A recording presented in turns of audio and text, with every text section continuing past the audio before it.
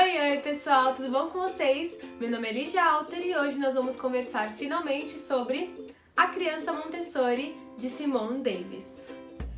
Bom pessoal, eu já estava lendo esse livro há um tempinho e eu quis muito fazer esse vídeo para vocês porque ele traz informações e reflexões sobre a educação, sobre novas metodologias, assim, incríveis, sabe? Então, eu quero começar primeiro dizendo quem foi a doutora Maria Montessori, o que é o método Montessori, e depois eu vou falar um pouquinho do livro, que é excelente, se tornou com certeza um dos meus favoritos do ano. Quem foi a doutora Maria Montessori? Maria Montessori foi uma das primeiras mulheres a se formar em medicina na Itália e ela trabalhava em uma clínica em Roma e ela começou a fazer algumas observações de algumas crianças que tinham deficiências mentais e físicas. Então ela começou a perceber como que essas crianças agiam, o que essas crianças exploravam, e ela começou a perceber que algumas das respostas para um melhor desenvolvimento dessas crianças não era a medicina e sim a educação. Então ela começou a estudar, essa observação dela começou a impulsionar ela ao estudo de psicologia, uma psicologia educacional mais forte, antropologia, filosofia. Ela começou a estudar esses assuntos. E ela desenvolveu um método que se chama Método Montessori, que tem essa abordagem que ela acredita e que com as pesquisas dela ela comprovou que são eficazes para um melhor desenvolvimento, não só dessas crianças que têm uma deficiência mental ou física, mas também de todo tipo de criança que tem alguma dificuldade ou não, né? Aliás, todas as crianças têm alguma dificuldade, então ela acredita que o método dela, Montessori, cria uma boa relação entre a natureza e o ser humano. Então eu acho muito, muito legal essa filosofia, eu me apaixonei completamente, com certeza eu quero trabalhar. Se eu voltar a trabalhar em alguma escola, eu quero trabalhar numa escola que seja montessoriana, que tenha essa abordagem. E se não tiver, eu vou ter que criar uma escola assim, porque eu achei sensacional. Então, hoje em dia, há alguns centros de capacitação de profissionais, tanto de professores ou também até de pais, que queiram ser certificados Montessori, né, que queiram ter esse certificado bacana e estudar mais a fundo esse assunto. Há vários pontos em vários países no mundo com essa formação, com essa aula, essa abordagem, né? Infelizmente no Brasil eu não sei se a gente tem. Uma amiga minha falou para eu pesquisar numa instituição lá, mas depois eu confirmo com vocês.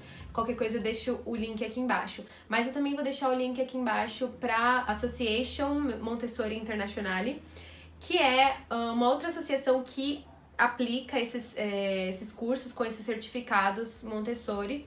E aí você se torna uma professora, uma educadora oficial do Montessori. Eu pesquisei bastante sobre isso quando eu comecei a ver a biografia, né, da Simone Davis, a história dela, o que ela faz.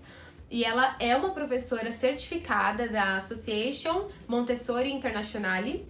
Eu não sei porque é Internationale e não International, mas enfim, é Internationale. E ela também fundou uma escola que se chama Jacarandá Tree Montessori, que é uma escola focada no ensino para pais, né? Então, numa educação parental de crianças de 0 a 3 anos, sobre como os pais que querem adotar essa metodologia em casa, como eles podem fazer as atividades com as crianças, como eles devem agir, mas isso assim, são sugestões que ela dá, ela não obriga ninguém a fazer nada. É uma aula de como os pais montessorianos podem lidar com seus filhos. Enfim, e ela também escreveu esse livro que é A Criança Montessori, que eu estou segurando aqui há 10 anos sem falar dele. É um livro que, na minha opinião, serve como um guia para os pais de crianças pequenas ou para educadores ou para qualquer pessoa que quiser ler, entender como funciona essa educação Montessori, tanto em casa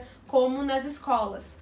O que o método Montessori diz sobre a criação de um ser humano, sabe? Então, ele é como um guia, ele tem atividades, a Simone Davis, ela propõe diversas atividades aqui dentro desse livro, que você pode fazer com o seu filho em casa, com a sua criança pequena.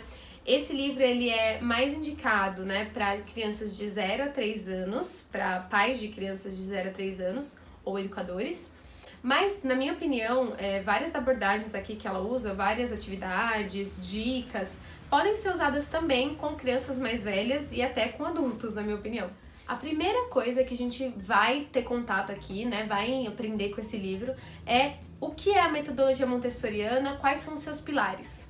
Um dos primeiros pilares e dos mais importantes é que a criança, ela é o centro do processo de aquisição de conhecimento de mundo, de linguagem, de qualquer coisa.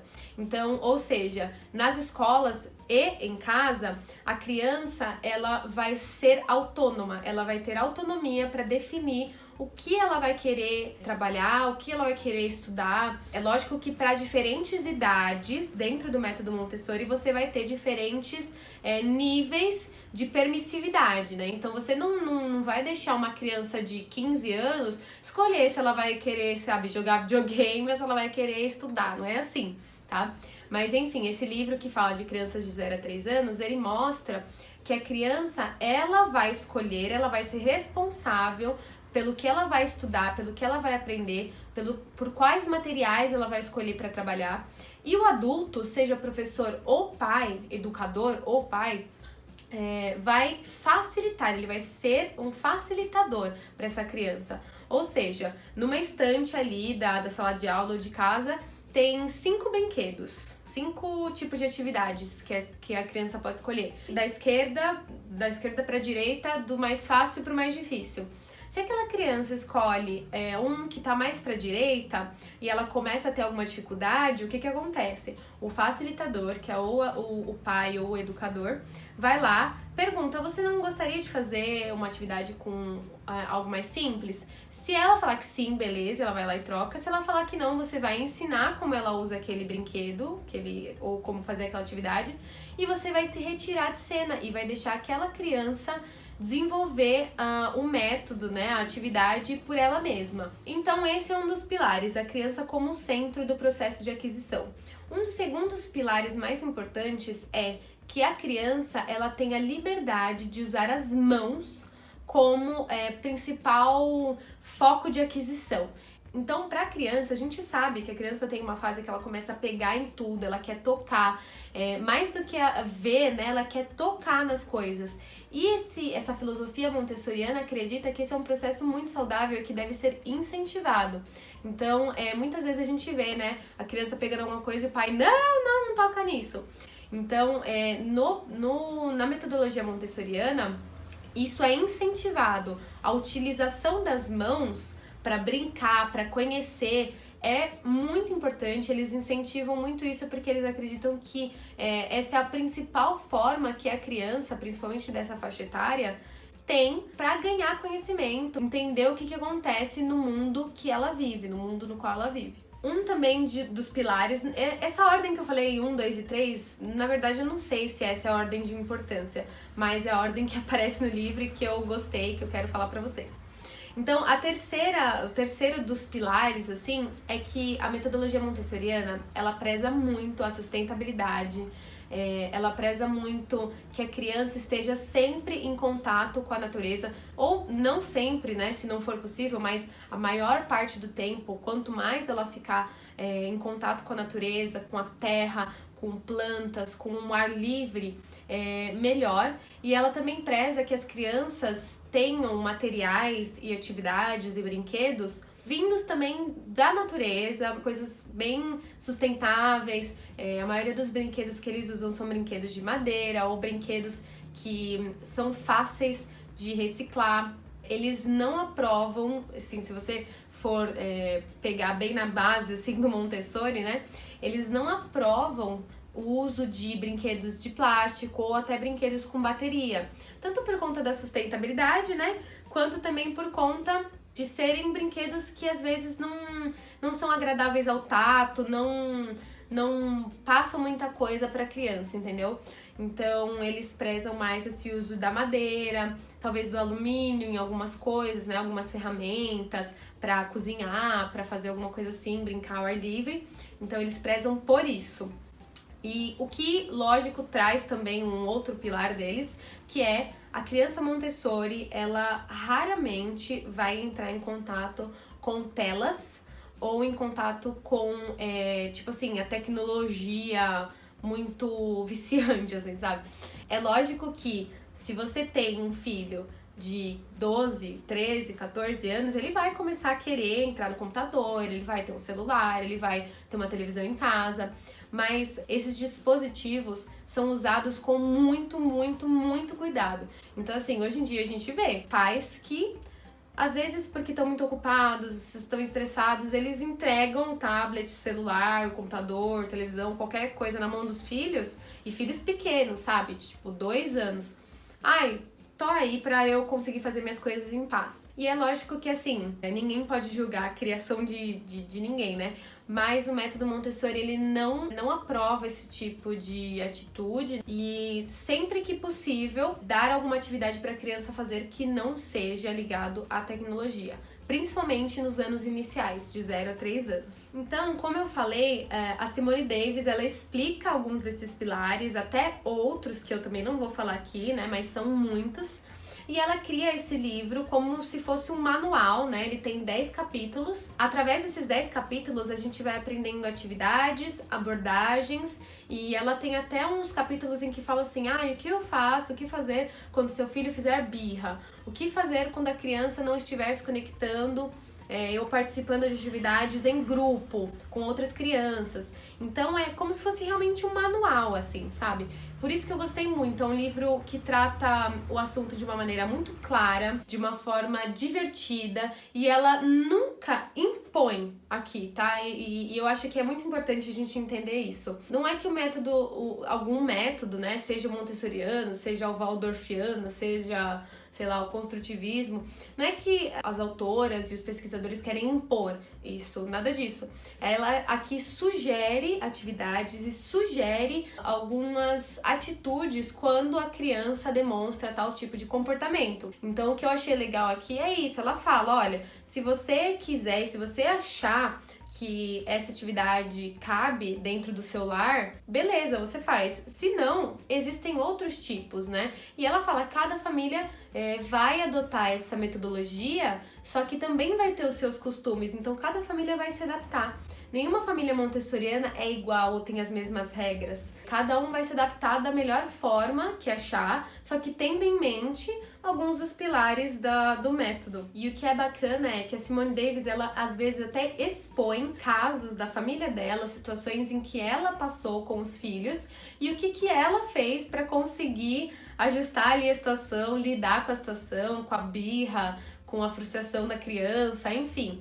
Esse livro é muito, muito completo e ele se tornou um dos meus favoritos do ano, com certeza, porque eu estou numa vibe, pra quem não sabe, né, eu sou professora, eu sou formada em letras, licenciatura e bacharelado, e também faço pedagogia agora.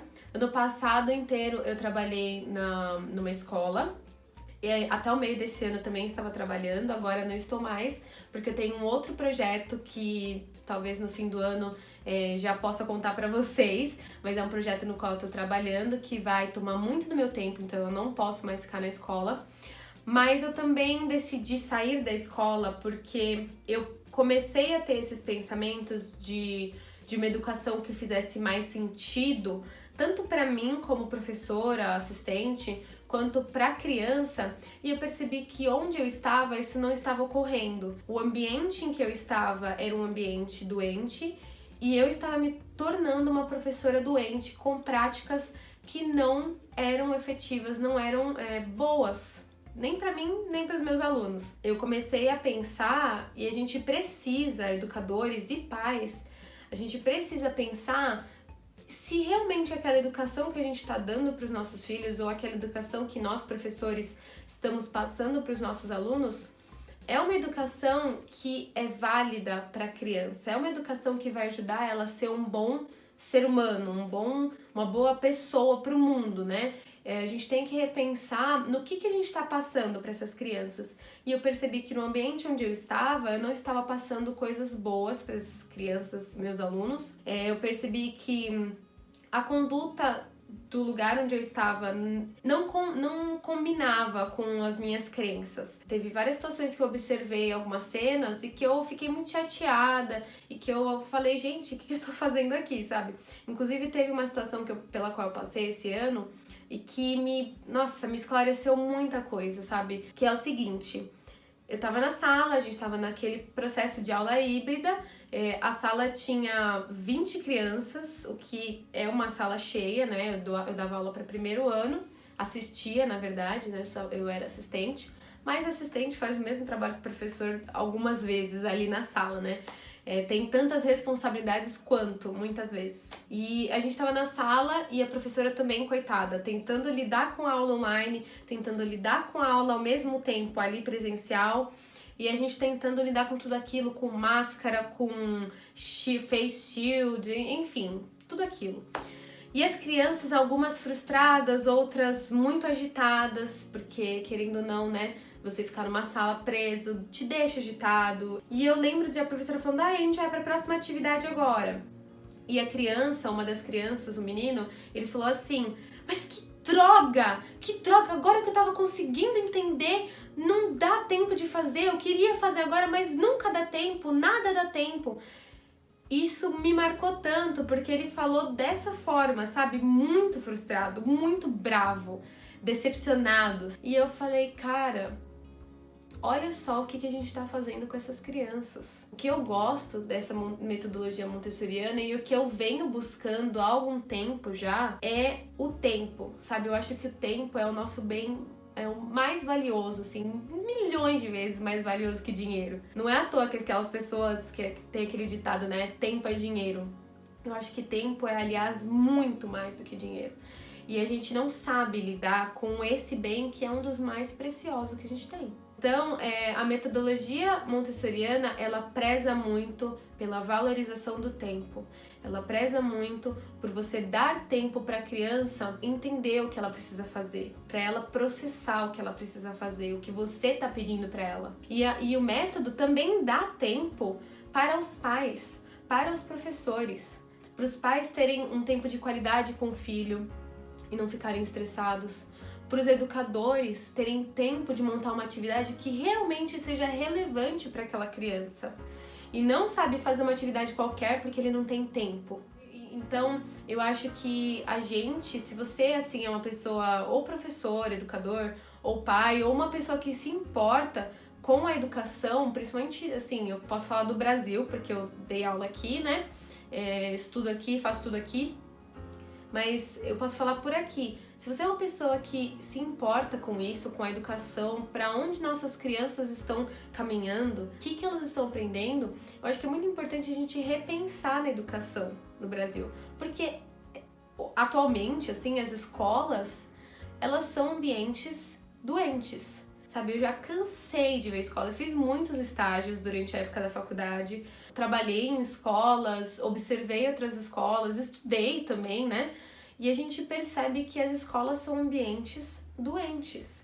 Eu falo por mim, cara, eu entrei super animada e eu saí assim com alívio de ter saído, porque é um peso muito grande, sabe? Por melhor que a escola seja, se a escola não tiver um olhar melhor, mais atento, tanto para os professores, quanto para as crianças, quanto para os pais, se a escola não tiver essa relação boa entre todas as partes que compõem ela, gente, não vai rolar, sabe? Vai se tornar um ambiente doente, onde o professor tá estressado e a criança vai ficar estressada porque o professor não consegue se acalmar, onde os pais que estão pagando caro muitas vezes, né? Isso eu falo de escolas particulares, nem das públicas, que aí já é outra coisa, mas que os pais pagam absurdo às vezes de caro e eles acham que o filho deles não tá aprendendo o suficiente também.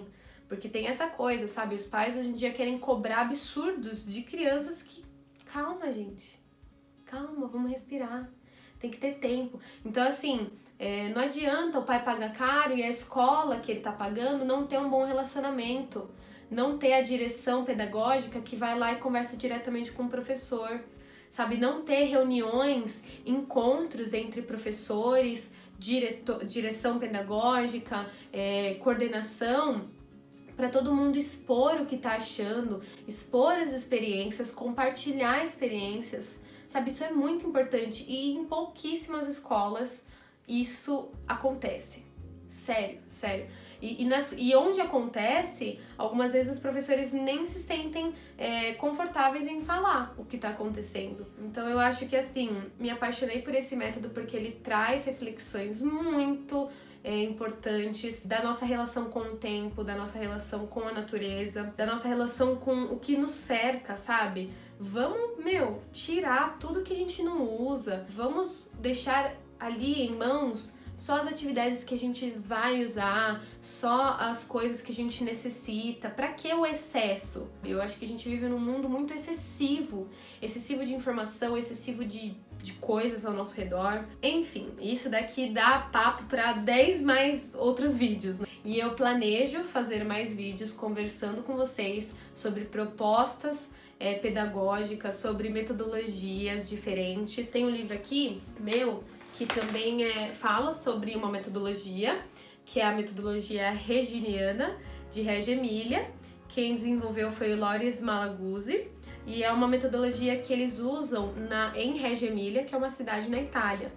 E é muito bacana também, eu vou terminar de ler esse livro, já tá até com algumas marcações aqui, mas eu vou terminar e também vou fazer vídeo aqui pra vocês.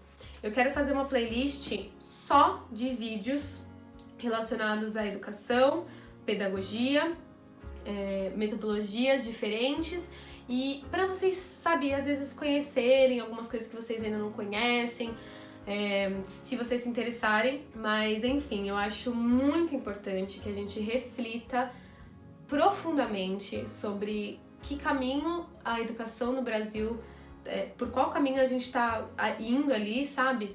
Que caminho que tá tomando essa educação. Eu acho muito importante isso, e esse livro traz também essas reflexões. Eu super, super, super indico esse livro, de verdade. É da editora Universos. Eles fizeram um trabalho magnífico nesse livro. Esse livro é muito fofo, é muito organizado, é muito lindo. Então é isso. Espero que vocês tenham gostado. Eu realmente estava ansiosa para fazer esse vídeo, muito feliz por estar conseguindo conversar com vocês sobre isso. Espero que vocês assistam, espero que vocês tenham gostado, quem assistiu aí. Se inscreva no meu canal aqui embaixo, ative o sininho para as notificações, curta esse vídeo, compartilhe com quem você acha que gostaria de saber um pouquinho mais sobre essa metodologia, sobre esse estilo de vida, que pra mim eu acho que é até um estilo de vida. Eu vou trazer mais informações sobre o método pra vocês, tá bom? Uma coisa bem legal, a autora coloca várias dicas de outros autores, de outros livros, de outros artigos que falam sobre o método. Então é bem bacana porque você vai construindo ali uma gama de informações bem legais pra você. Então é isso, espero que vocês tenham gostado. Não se esqueçam que lá no Instagram, se você ainda não me segue no Instagram, segue, eu vou deixar o link aqui embaixo. Não se esqueça que lá no Instagram nós estamos fazendo a leitura coletiva de Fahrenheit 451, do Ray Bradbury. É um livro de ficção científica e de distopia. Então, esse sábado, dia 17/4, eu farei uma live no Instagram às 17 horas, 5 horas da tarde, sobre a primeira parte do livro, em que eu vou comentar o que eu achei, o que eu observei. Se você quer ler esse livro, ainda não tomou coragem, consegue esse livro em algum sebo ou até na Amazon, que tá com preço acessível. Eu vou deixar o link aqui embaixo também. E é isso, me acompanhem lá no Instagram para vocês verem mais posts sobre as leituras, enfim. Um beijo e até o próximo vídeo.